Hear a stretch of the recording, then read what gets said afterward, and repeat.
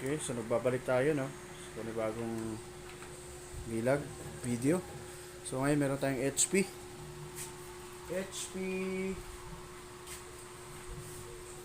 laptop. Ito. Yan. So, ang model nito, kukunin natin yung dangle, no? Ang model nito is HP laptop model 14s-ds105AU. So license ang Windows 10 to. So ang problema nito is power on. So yan, nag-crack yung LCD niyan. Yan yung pinaka-problem dyan. So, yung customer bumili na rin ng LCD. So, ito galing pang China to, no? So, binuksan natin to kahapon.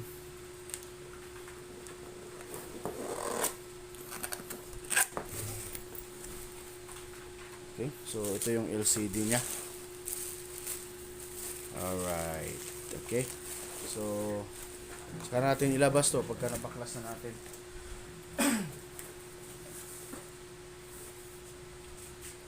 Lagyan natin ng safe.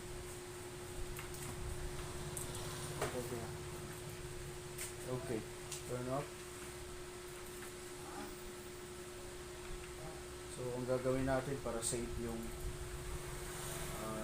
trabaho natin is i-disconnect muna natin yung battery ng laptop. Okay, so i-try natin ilapit.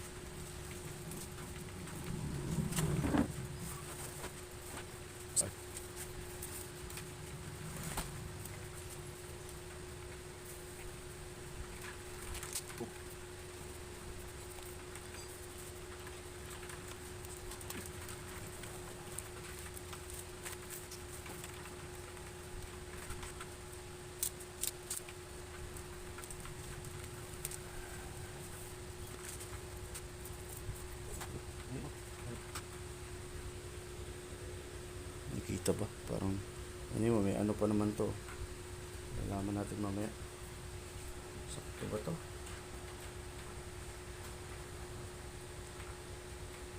Sakto. Parang sakto naman. Okay.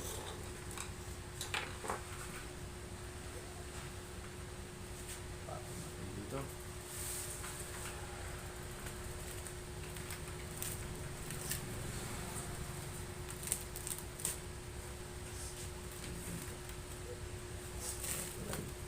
Yan. Okay. Next. Dito.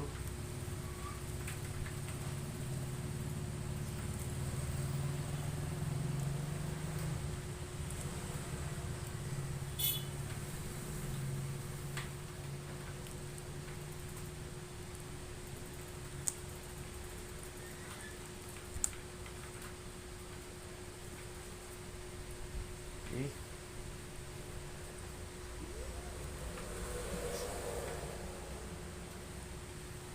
So, ang problema natin, wala tayong charger. Yung charger to, type C pa naman to. Kabit muna natin yung battery. Ito lang ba? Ito, risk ito. Ayan. Ayan.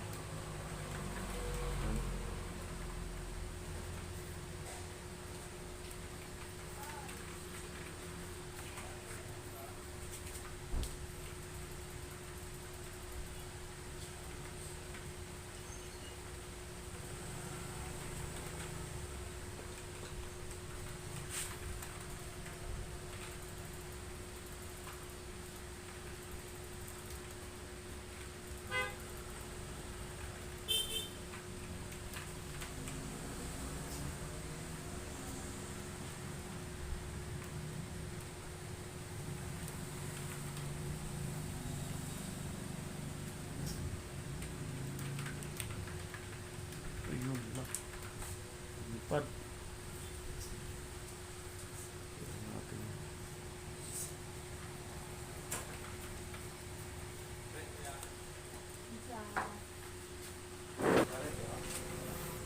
Testing natin. Power on.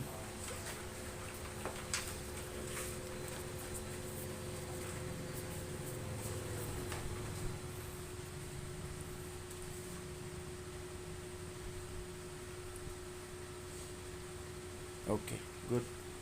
So, check niyo.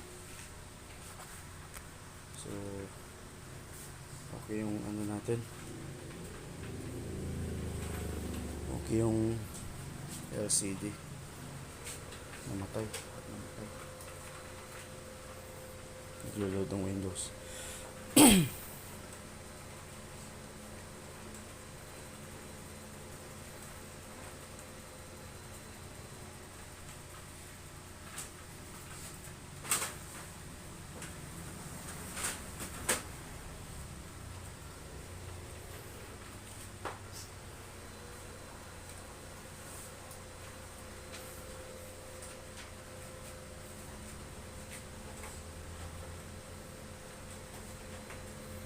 So, ang model na to Ryzen 3 with Radeon graphics. Radeon. Medyo mapagal to.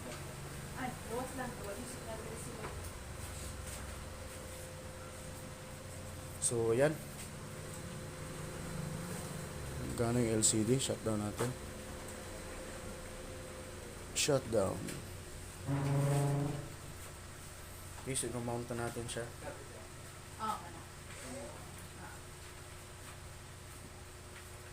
Okay. So, atras muna tayo. So, lagyan natin siya ng tape.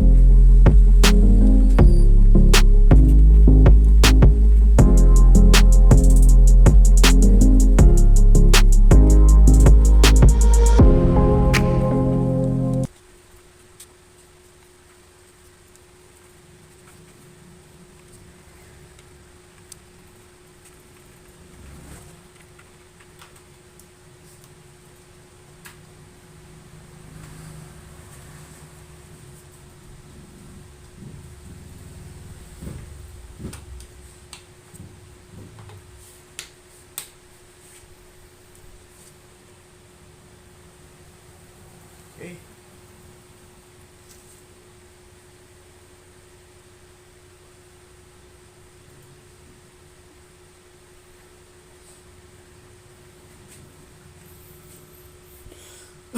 Almost done na tayo. Power on.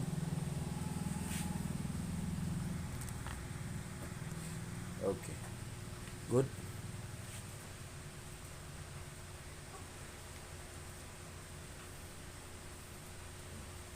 Okay, so successful. Hindi ko napapakita yung pag-symbol nito kasi medyo mahaba na yung time. Sa mga hindi pa po nakapag-subscribe, please subscribe sa our channel and click notification bell para updated kayo lagi sa mga bagong videos na i-upload natin. Hanggang sa muli, maraming salamat. Bye.